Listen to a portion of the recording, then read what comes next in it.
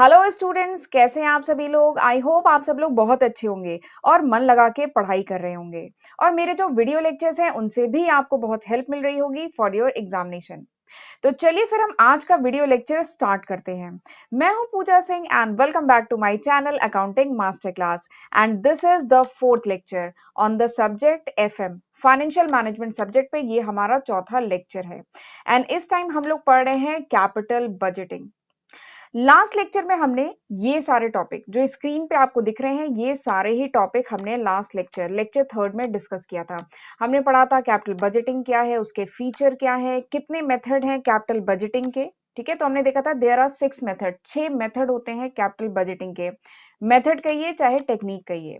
और फिर उसके बाद बहुत इंपॉर्टेंट कॉन्सेप्ट समझा था टाइम वैल्यू ऑफ मनी का एंड कंपाउंडिंग एंड डिस्काउंटिंग। ठीक है, ये कॉन्सेप्ट समझना बहुत जरूरी है क्योंकि अगले जो 4 मेथड्स हैं उनमें ये कॉन्सेप्ट यूज होगा।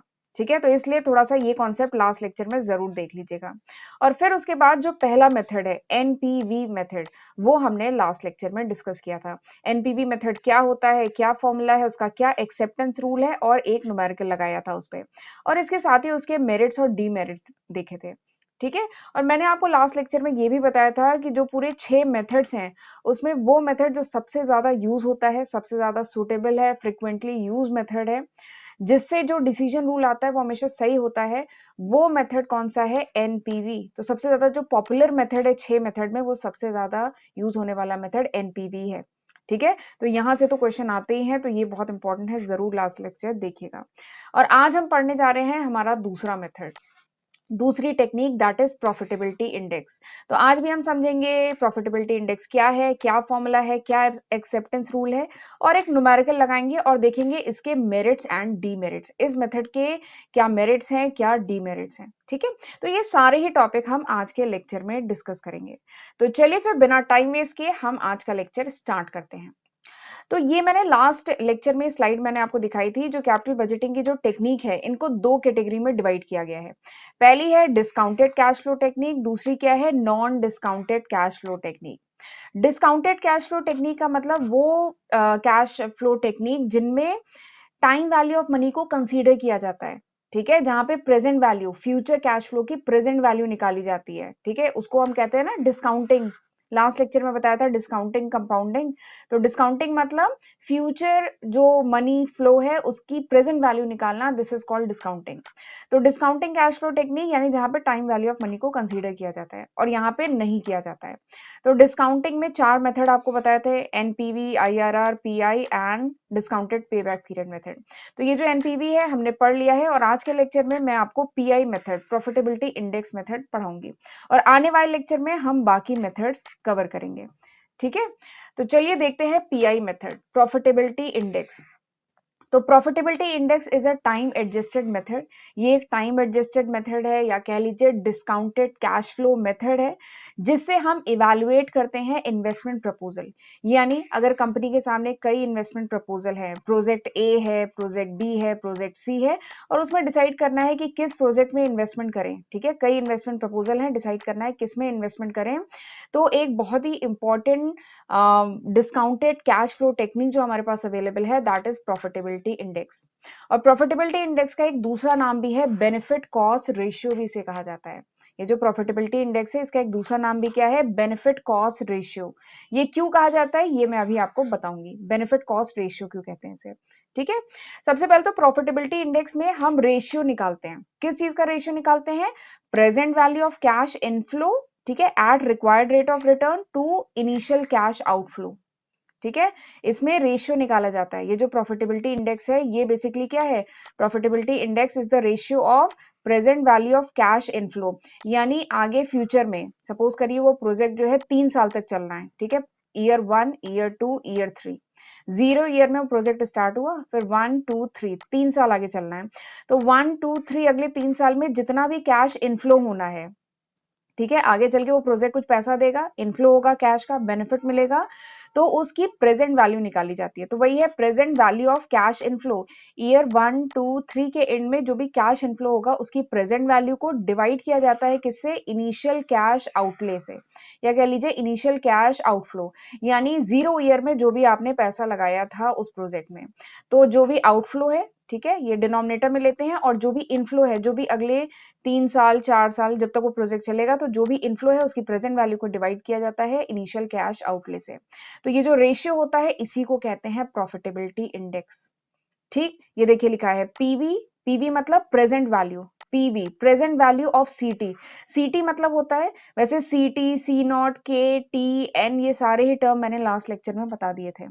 सीटी मतलब होता है, सी मतलब कैश फ्लो, टी मतलब क्या है, एट टाइम टी। ठीक है, तो present value of cash flow, future cash flow जो हो रहा है उसकी प्रेजेंट वैल्यू को डिवाइड किया जाता है सी नॉट से। सी नॉट मतलब कैश आउटफ्लो इन ईयर जीरो, जीरो ईयर यानी जिस साल आपने प्रोजेक्ट शुरू किया।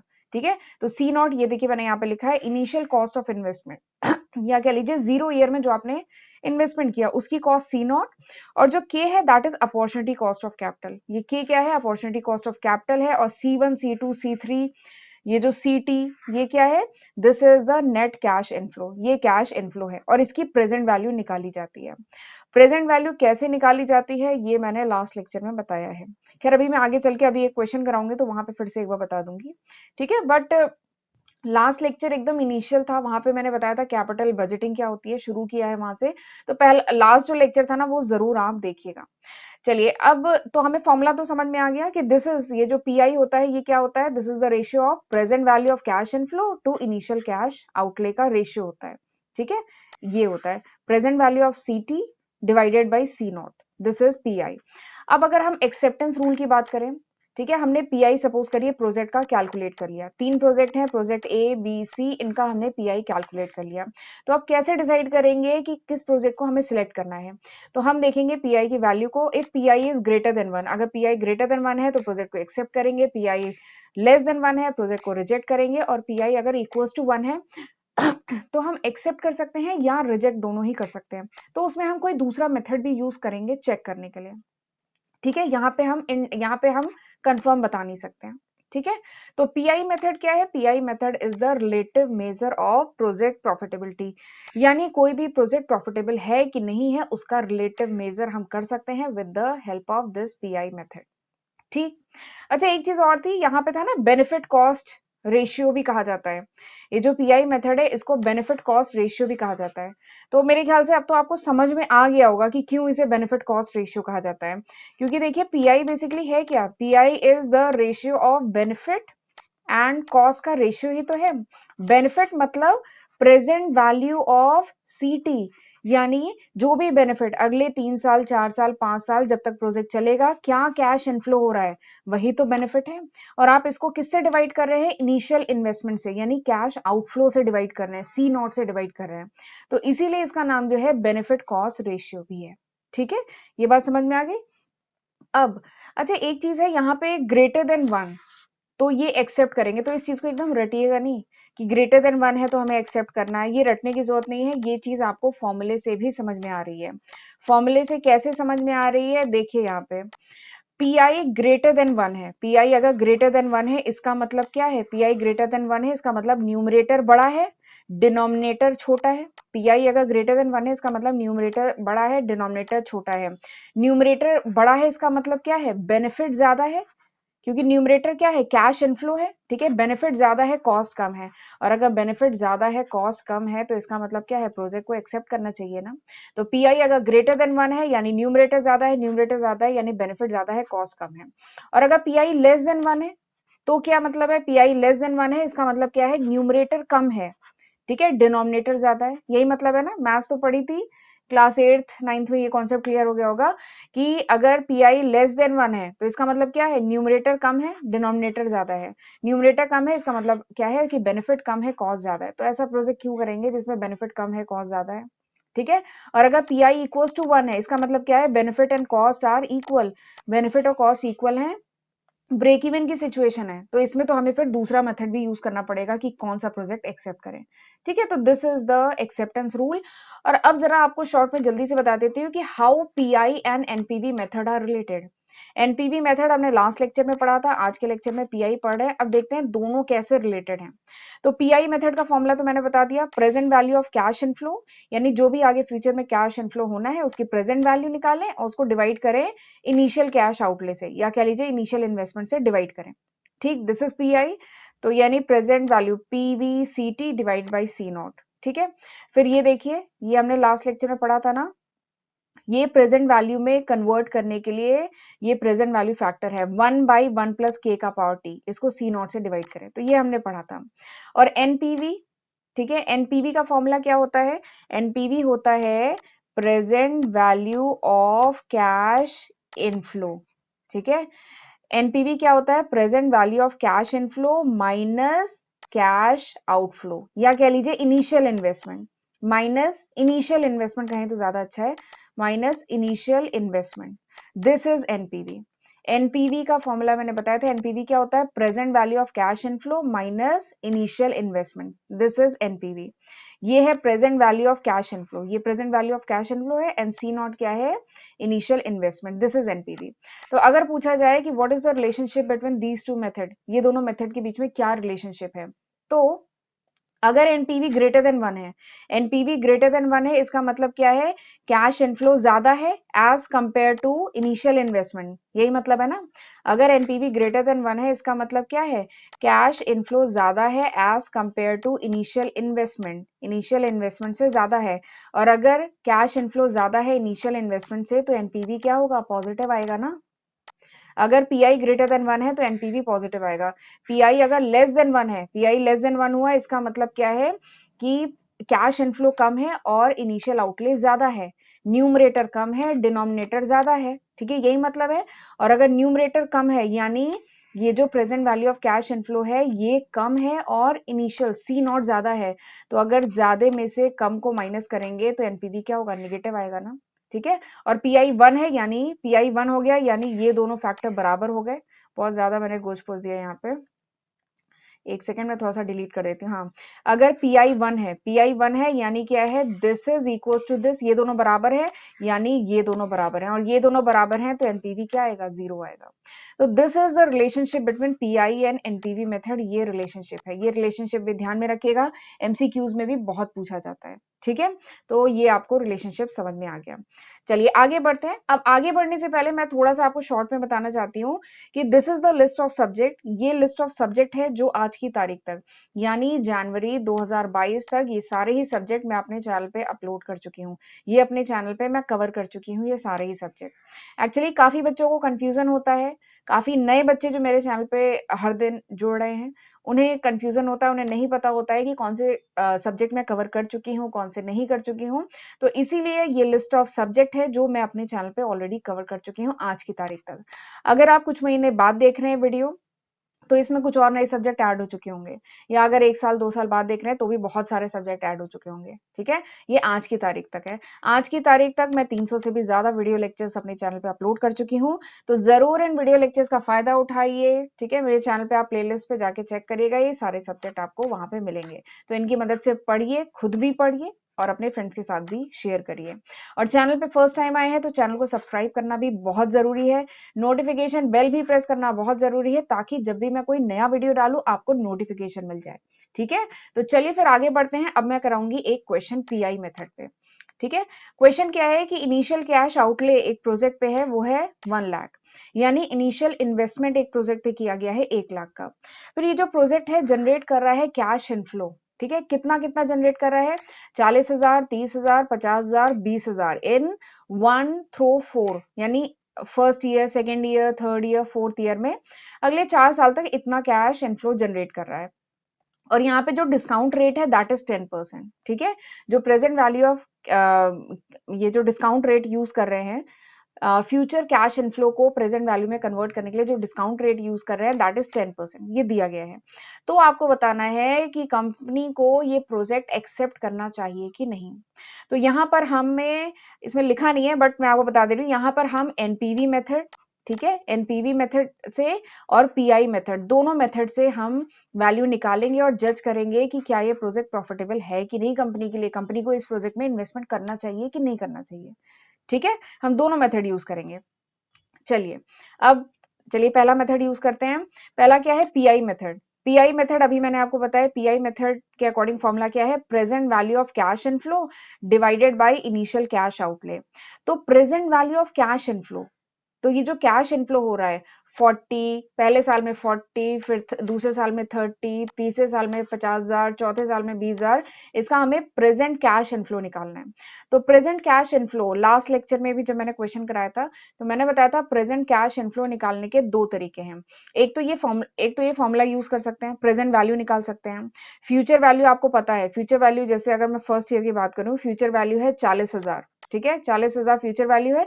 इसकी अगर प्रेजेंट वैल्यू निकालनी है तो ये फॉर्मूला यूज कर लीजिए।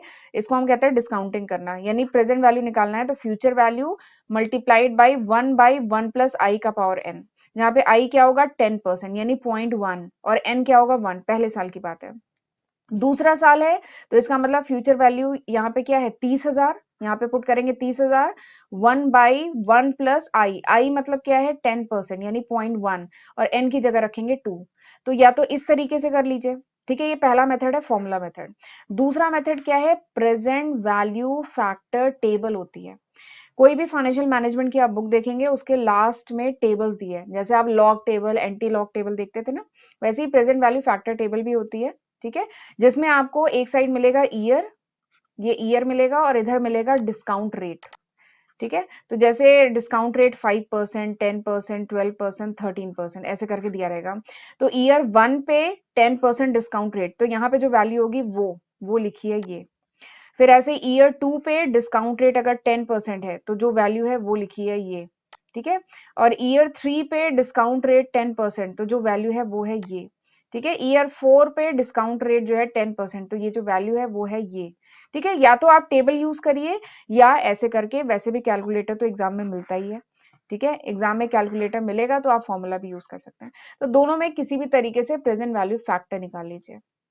तो देखिए प्रेजेंट वैल्यू, तो हमें क्या करना है, इनिशियल कैश आउटले तो हमें पता है, इनिशियल इन्वेस्टमेंट कितना था 1 लाख का है, देखिए क्वेश्चन में ये 1 लाख का है ना इनिशियल इन्वेस्टमेंट, तो इनिशियल इन्वेस्टमेंट हुआ 1 लाख का। अब प्रेजेंट वैल्यू निकालना है हमें कैश इनफ्लो का, तो वही हम यहाँ पे निकाल रहे हैं, present value of cash inflow, जो भी कैश इनफ्लो है 4 साल का उसकी प्रेजेंट वैल्यू निकालनी है। तो पहले साल में क्या है 40,000, 40,000 को मल्टीप्लाई करेंगे present value factor, present value factor table से देखा है 1 ईयर पे डिस्काउंट रेट 0.10 पे जो वैल्यू है वो है 0.909, ठीक है। चाहे टेबल से देखिए चाहे आप इसे डिवाइड कर दीजिए, डिवाइड करेंगे ना 1/1 प्लस क्या 10% है ना 0.1 का पावर 1, आप इसको कैलकुलेट करेंगे ना यू विल गेट 0.909, आपका 909 आएगा। और ये जब ये जब प्रेजेंट वैल्यू फैक्टर 2 ईयर पे 0.1 के लिए जब निकालेंगे ना तो यहाँ पे कुछ नहीं, इसी में जब आप 2 कर देंगे ना तो आपका यहाँ पे आ जाएगा 0.826 आ जाएगा, ये जो है, ठीक है। तो ऐसे ही आप पूरी प्रेजेंट वैल्यू फैक्टर निकाल सकते हैं, टेबल यूज करिए चाहे फॉर्मूला यूज करिए। तो 40,000 multiplied by present value factor, ऐसे ही दूसरे साल का 30,000 multiplied by present value factor, 50,000 multiplied by present value factor और 20,000 multiplied by present value factor. अच्छा एक बात बताइए, हम प्रेजेंट वैल्यू फैक्टर से क्यों मल्टीप्लाई कर रहे हैं, ये हम इन सबको क्यों प्रेजेंट वैल्यू फैक्टर से मल्टीप्लाई कर रहे हैं, ताकि हम प्रेजेंट वैल्यू निकाल सकते हैं। 40,000 तो 1 साल बाद मिलेगा, 30,000 2 साल बाद मिलेगा, 50,000 3 साल बाद मिलेगा और 20,000 4 साल बाद मिलेगा, बट उसकी आज की तारीख पे क्या वैल्यू है वो निकालना है ना, ठीक है। तो इसलिए हम इनको प्रेजेंट वैल्यू फैक्टर से मल्टीप्लाई कर रहे हैं।